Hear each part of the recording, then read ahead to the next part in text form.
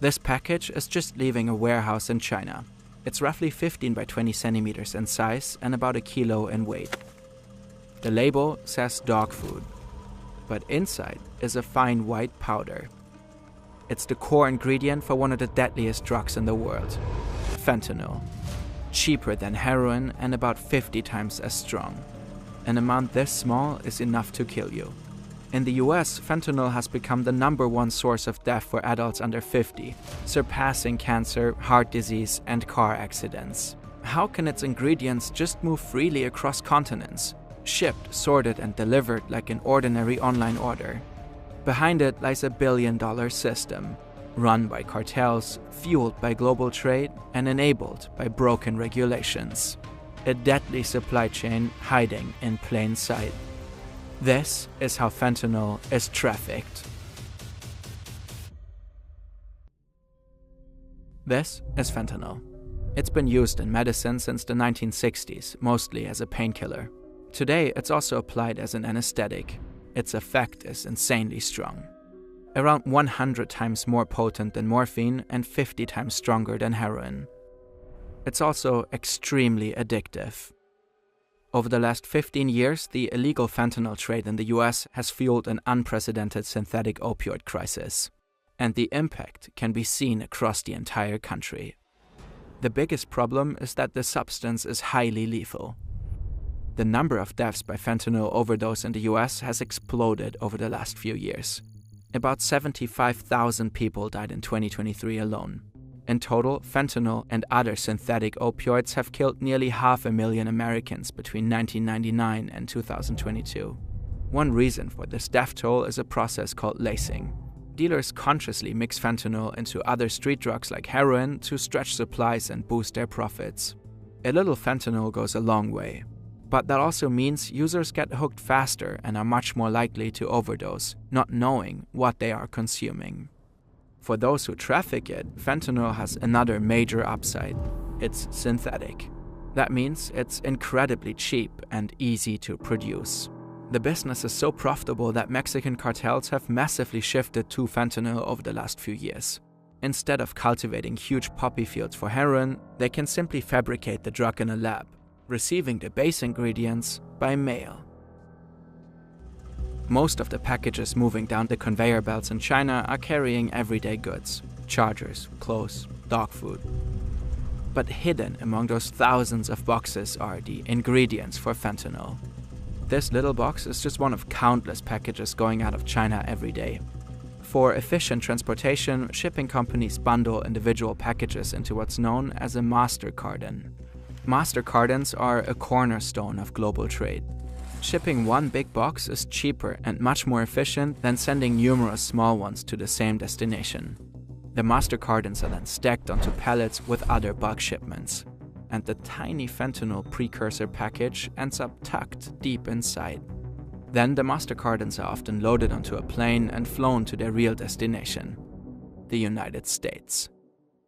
There's something about taking flight, getting that bird's eye view, seeing how small details connect to a much bigger system. Perspective matters. Whether you're trying to understand global trade, piece together a true crime story, or really understand a complex idea, you need to look at things from different angles. That's what Brilliant helps you to do. The hands-on learning platform helps you become a better thinker, with thousands of interactive lessons in math, science, data analysis, AI, and more. Whether you want to understand how algorithms work, start coding, or build sharper logical thinking. The courses on Brilliant start with the foundations and guide you step by step toward focused and meaningful learning. For example, they've got a great course on logic that helps you stretch your analytic muscles. You're connecting dots, drawing conclusions, and thinking clearly under pressure. You solve puzzles using limited clues, break codes, and even train logical robots. It's hands-on, brain-stretching stuff. Head to brilliant.org/Vern and try everything Brilliant has to offer for a full 30 days. Use this QR code or the link in the description to get 20% off an annual premium subscription.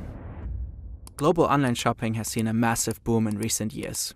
Fentanyl smugglers are riding that wave by sneaking their products into the vast international shipping stream. And they're exploiting one particular loophole in the US. Back in the 1930s, Washington introduced a special customs regulation called de minimis. If a package is addressed to a private person and the goods inside are below a certain value, it skips customs entirely. That means there are no duties and almost no detailed checks. Many countries have similar policies. In the European Union, the cutoff is €150. Anything above gets taxed. But the US has one of the most generous thresholds in the world. In 2016, the limit was raised from $200 to $800. Before that, some 134 million packages entered the country annually through this streamlined system. That number has jumped to nearly 1.4 billion units in 2024. This spike is also tied to the overall boom in global trade. But still, about 90% of all goods coming into the US are duty-free de minimis imports. Until April 2025, most of these packages came from China, usually by air. Our box has had a long flight and finally touches down at LAX. Its first stop in America is a special customs warehouse. Examining every package that comes through here would be impossible. So customs officers rely on spot checks. Specially trained dogs sniff out selected packages for fentanyl precursors. Sometimes it's the package's weight that raises suspicion. If it doesn't jibe with its description, the box gets flagged and pulled out for inspection. Flagged packages are scanned by high-tech machines, opened for manual inspection, and sometimes even sent to an on-site chemical lab. And in some cases, custom officers will also attach electronic trackers to suspicious boxes to follow their trail. But given the sheer volume of packages coming in, only a tiny fraction ever gets checked. Most of them are simply waved through, including our package. It's just been cleared for the next leg of the trip, which means it has now officially entered the country. The master carton is unpacked at a distribution center. The smaller parcels are sorted by destination. The next leg of transport is handled by one of the regular US delivery firms. Our package still has a long road ahead. Its next stop is Mexico. The vast majority of illicit fentanyl is manufactured here. It's first shipped to a US address near the Mexican border. That's when a new link in the supply chain takes over to handle the border crossing. The address is a private home. The tenant is an elderly man. Some products can't be shipped to Mexico directly. This is where the man comes in. He's offering a personal cross-border delivery to make some extra money, a common side hustle in the border region. People in Mexico can have their packages shipped to his US address. Then he drives them over in his private car. Now he's on his way to the border with a couple of boxes in the trunk. The package from China is one of them. The border works similar to the airport. Small boxes are rarely checked. The cartels are counting on that. The man in the car looks harmless. He doesn't even know what's in our package. He's waved through. The next stop is a distribution center in the Mexican state of Sinaloa. Local freight carriers will forward the packages to the addresses supplied by their Mexican customers. And so our package reaches its final destination, a secret drug lab. This is where it's opened for the first time. The Sinaloa cartel is one of the most powerful and violent criminal organizations in the world. With the fentanyl boom in full swing, they too have shifted away from heroin production and gone all in on fentanyl. Inside this old and nondescript house, two teenagers are working in a makeshift lab. They're cooking fentanyl. They're not trained chemists. Someone just gave them a step-by-step tutorial. They open the package containing the powder from China and start prepping a new batch. It's complete routine. The process is always the same. Making fentanyl is almost as easy as baking cake. You don't need much gear either. Our 1 kilo package yields up to 50,000 doses of fentanyl. Now the finished drug heads back to the US. It can cross the border in all kinds of ways, attached to or even carried inside the bodies of so-called drug mules, or disguised among regular cargo on some ordinary delivery van. Smugglers have hidden fentanyl pills in candy bags, sewn them into clothing, and in some cases, drugs are even implanted into pets. They're simply betting on the fact that it's impossible for customs to check every person or item that crosses the border. More often than not, it's US citizens who drive the drugs across the border in their private cars. Sometimes they come up with clever hidden compartments like this one. The car is just minutes away from crossing. The driver can already see the custom officers up ahead, with drug-sniffing dogs working car to car. He starts to get nervous. But just as they're coming toward him, the agents pull away. The dog needs a break. The stash in his car goes undetected. The driver exhales. And just like that, more fentanyl made it into the US. In 2024 alone, nearly 10 tons of the drug were seized along the US-Mexico border. But the amount that actually made it through is by all likelihood much higher. The fentanyl crisis has also become a geopolitical flashpoint.